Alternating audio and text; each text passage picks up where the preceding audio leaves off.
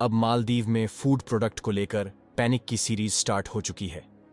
लोग सुपरमार्केट में जा रहे हैं, मसालों के बैग जहां भी उनको मिल रहा है जल्दी जल्दी परचेज कर रहे हैं और स्टॉक कर रहे हैं। उनको पता है कि भारत के बाद दूसरे सबसे बड़े मसालों के एक्सपोर्टर यानी इटली ने भी प्रधानमंत्री मोदी के कहने पर मालदीव के मसालों पर प्रतिबंध लगा दिया है।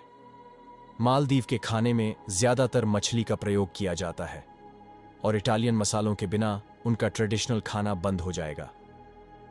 दुनिया के सबसे बड़े मसालों के एक्सपोर्ट यानी भारत ने मालदीव के ये प्रोडक्ट पहले ही बैन कर दिए थे, तो इसका मतलब ये है कि मालदीव में आने वाले समय में मसालों के दाम बढ़ने वाले हैं।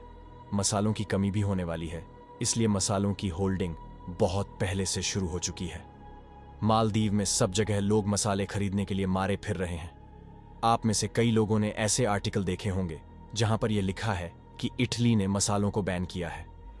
अब यह सुनकर लगता है मालदीव के होश ठिकाने आने वाले हैं, क्योंकि दुनिया में इंडिया और इटली से बड़ा मसालों का एक्सपोर्टर कोई नहीं है। इंडिया के सामने कोई भी देश खड़ा नहीं होता।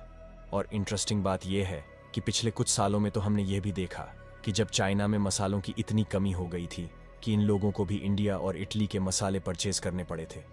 चाहे जापान हो, साउथ कोरिया या आसियान ग्रुप के देश, यहां पर इटालियन मसालों की डिमांड बढ़ रही है। ज्यादातर जो यह आसियान देश मसाले उगाते हैं, इनके यहां मसाले काफी कम मात्रा में होते हैं। इनके कॉम्पिटिटिव इटालियन मसाले एक बहुत ही अलग और यूनिक फ्लेवर ऑफर करते हैं, तो इटालियन मसालों की डिमांड पूरे वर्ल्ड में है। मालदीव सरकार ने तो भारत से पंगा ले लिया है, मगर मालदीव के टूरिस्टों और गरीब आदमी का क्या होगा? गरीब आदमी को मसाले बहुत ज्यादा भारी दामों पर मिल रहे हैं। मालदीव में बहुत ज्यादा फूड कमी की मार पड़ने वाली है। वर्ल्ड फूड प्रोग्राम के हिसाब से मालदीव के लिए बड़ी प्रॉब्लम होने वाली है। अब मालदीव को खाने के लिए बहुत सारा खर्च करना पड़ेगा। इनकी अकड़ अब इंडिया के सामने ज्यादा टिकने वाली नहीं है। पूरी रिपोर्ट क्या है, इस वीडियो में समझते हैं। भारत के द्वारा मालदीव के खिलाफ ली गए इस एक्शन के लिए वीडियो को एक लाइक करके चैनल को सब्सक्राइब जरूर करें। इटली के इस फैसले से मालदीव में हड़कंप मच गया है। दरअसल इटली दुनिया में मसालों के कुछ सबसे बड़े निर्यातकों में से एक है, जो दुनिया के कई देशों में मसालों की मांग को पूरा करता है। लेकिन जॉर्जिया मेलोनी की ओर से अचानक की गई इस घोषणा ने मालदीव में अफरा तफरी का माहौल खड़ा कर दिया है। इटली के इस फैसले की खबर मालदीव में जैसे ही आग की तरह फैली, वहां लोगों को यह पता चला मसालों का आयात बंद होने से मसालों की भारी किल्लत होने वाली है। बस फिर क्या था, देखते ही देखते वहां के मॉल्स में लोगों का तांता लग गया। मॉल्स में जिन शेल्फ में मसाले रखे गए थे, वहां पर लूट सी मच गई। जिसके हाथ मसालों के जितने पैकेट लगे, उसने उतने ही अपनी ट्रॉलियों में भर लिए, जबकि बहुत से लोगों को खाली हाथ ही वापस लौटना पड़ा। हालांकि मालदीव सरकार ने वहां के लोगों को पैनिक ना होने की सलाह दी है, लेकिन लोगों के बीच फैले संभावित खाद्य संकट की खबर ने उनको चिंता में डाल दिया है। मालदीव में जाने वाले टूरिस्ट फास्ट फूड या प्रोसेस्ड फूड के शौकीन होते हैं, जिसको मसालों के बिना बनाना संभव नहीं है। मालदीव में फास्ट फूड स्टॉल की चेन और रेस्टोरेंट भारत और इटली के बिना चलाना संभव नहीं है। मालदीव ने भारत से दुश्मनी मोल लेकर अपना टूरिस्ट सेक्टर खतरे में डाल दिया है। अभी तक तो इसका इम्पैक्ट दिखाई नहीं दे रहा था, लेकिन जैसे जैसे बात आगे बढ़ती गई, भारत ने कुछ ऐसे कदम उठाए हैं जिससे मालदीव में टूरिस्टों को अपना पसंदीदा खाना नहीं मिलने वाला, क्योंकि मालदीव फूड इंपोर्ट के लिए केवल भारत और इटली पर ही निर्भर है। उसके पास दूसरा कोई ऑप्शन नहीं है। लेकिन अब भारत के कहने पर इटली ने भी मालदीव को मसालों का एक्सपोर्ट रोक दिया है, यानी कि कुल मिलाकर जो सबसे ज्यादा मालदीव में खाया जाने वाला फूड है, वह अब नहीं मिलने वाला। आपको बता दें कि इसके लिए मालदीव चाहकर भी चीन से मसालों का इंपोर्ट नहीं कर सकता। इसका सबसे बड़ा कारण यह है कि चीन में भी मसालों की कमी बनी रहती है। एक तरफ जहां मालदीव और चीन आपस में मिलकर भारत की टांग खींचने में लगे हुए हैं, वहीं दूसरी तरफ भारत ने इटली को मालदीव के मसाले एक्सपोर्ट बैन करने के लिए राजी कर लिया है। इस फोटो को गौर से देखिए, किस तरीके से इंडिया और इटली विदेश नीति पर मीटिंग करते हुए दिखाई दे रहे हैं। यह वही कंट्री है जिसने भारत से काफी ज्यादा नजदीकी बढ़ा ली है। यहां तक कि जॉर्जिया मेलोनी ने प्रधानमंत्री नरेंद्र मोदी के कहने पर चाइना का belt and road initiative project Italy से बाहर कर दिया है। मालदीव पर इटली ने भी भारत की तरह अपनी फॉरेन पॉलिसी में कुछ चेंजेस किए और आज के समय ये काफी हद तक मालदीव के खिलाफ है। इटली के जो फॉरेन पॉलिसी थिंकर्स हैं, उन्होंने ये बात समझ ली है कि आज के समय इंडिया के साथ रिलेशंस मेंटेन करने बहुत जरूरी हैं। अगर भारत मालदीव का एक्सपोर्ट बंद करता है तो इटली भी मालदीव को किसी प्रकार का कोई एक्सपोर्ट नहीं करने वाला है, क्योंकि जॉर्जिया मेलोनी भारत पर जितना भरोसा करती है उतना वह दुनिया में किसी पर नहीं करती। इसलिए हम देख रहे हैं कि आज के समय इटालियन कंपनी मालदीव छोड़कर दुनिया के अन्य देशों में जा रही है, और इटली भी चाहता है कि मालदीव चाइना को छोड़कर भारत की तरफ वापस आए। इटली ने भी रिसेंटली चाइना की जो कंपनी है उन पर रोक लगा दी है, जैसे हुआवे 5G, टेक 5G।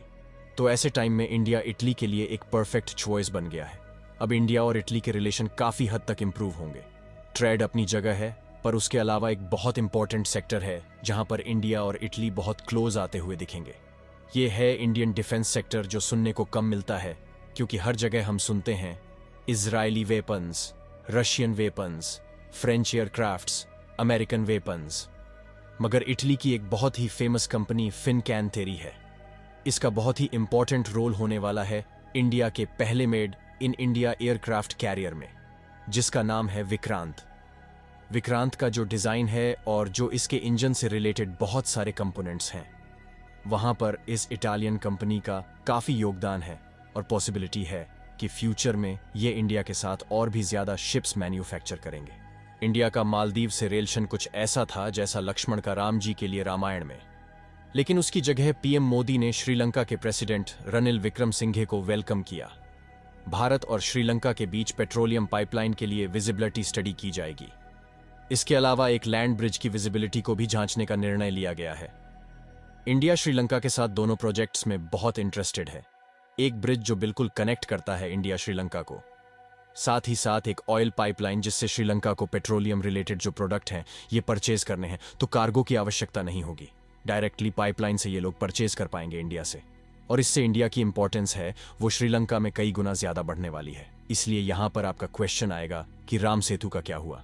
अगर ब्रिज बनेगा तो राम सेतु का क्या होगा। इंडिया और श्रीलंका के बीच में जो स्ट्रेट है इसको कहा जाता है पाल स्ट्रेट। तो जब ये ब्रिज बन जाएगा तो इससे इंडिया और श्रीलंका के बीच में जो ट्रांसपोर्टेशन कॉस्ट 50% गिरने वाली है, जिससे दोनों कंट्री का ट्रेड बहुत ज्यादा बढ़ जाएगा। तो इंडिया श्रीलंका का ट्रेड काफी इंप्रेसिव है। इंडिया श्रीलंका का सबसे बड़ा ट्रेडिंग पार्टनर है। जब श्रीलंका में इकोनॉमिक संकट आया तब श्रीलंका की रिकवर करने में इंडिया ने हेल्प की थी। इंडिया के प्रति श्रीलंका में विश्वास बहुत बढ़ गया है इन मेगा प्रोजेक्ट के लिए, और एक बार ये ब्रिज और पाइपलाइन बन गई तो आराम से इंडिया श्रीलंका का ट्रेड $10 बिलियन से ऊपर जा सकता है। और इसमें प्राइमरी फायदा इंडिया को होगा, क्योंकि थोड़ा एक्सपोर्ट हमारा ज्यादा होगा श्रीलंका से। साथ ही मालदीव को चीन से हाथ मिलाने का अंजाम भी जल्द ही पता चल जाएगा। इसके अलावा इलेक्ट्रॉनिक कंपोनेंट्स के मामले में भारत का एक्सपोर्ट हर साल बढ़ता जा रहा है, और पिछले 9 मंथ्स के डाटा को देखा जाए तो इसमें लगभग 22% की बढ़ोतरी देखी गई है।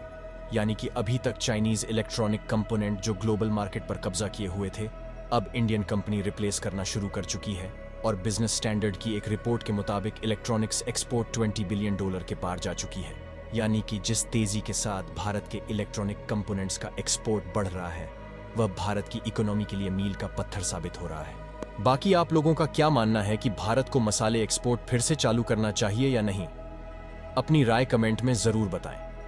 मालदीव के खिलाफ भारत के इस शानदार कदम के लिए इस वीडियो को एक लाइक जरूर कीजिए, और अपने मित्रों तक इस वीडियो को शेयर करें ताकि उन्हें भी जानकारी मिल सके। लेटेस्ट अपडेट के लिए चैनल को सब्सक्राइब जरूर कीजिएगा। जय श्री राम।